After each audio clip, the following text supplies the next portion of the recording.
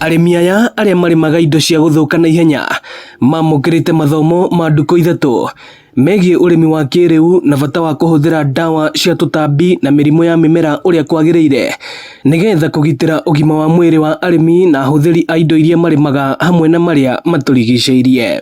And these expert teams here that have been trained, they will also then, after this, go through another training where they will be trainers of trainers, so that we can have many service providers in the villages, in every village, to be able to complement the county and the national government, other agricultural officials.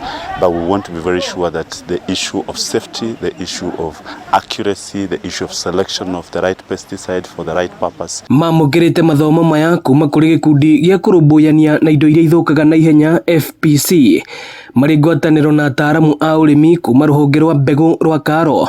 Ataaramu aya makiuga ũhũthĩri mũru wa ndawa nĩ ũthũkagia thoko cia kĩmabũrũri. Sasa tumepata kumbe wengi wanachukua dawa kama ya kupiga avocado wanapiga kwenye mboga. Na hiyo kumbe hiyo dawa ya avocado imetengenezwa ya avocado.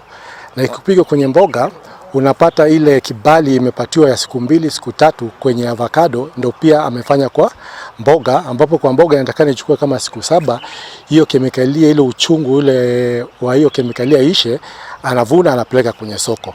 Hii ndio imekuja kwenye soko kwetu, inatupatia madhara kwa afya yetu. Arĩmi aya matongoretio ni Edward Mburu makiuga maya nĩ mathomo mekũmateithia hanene harĩ kũgacĩrithia ũrĩmi wao. Ũhoro wa extension officers ni matuĩkire devolved gwĩ counties na matirĩ kuo nĩ anini mũno.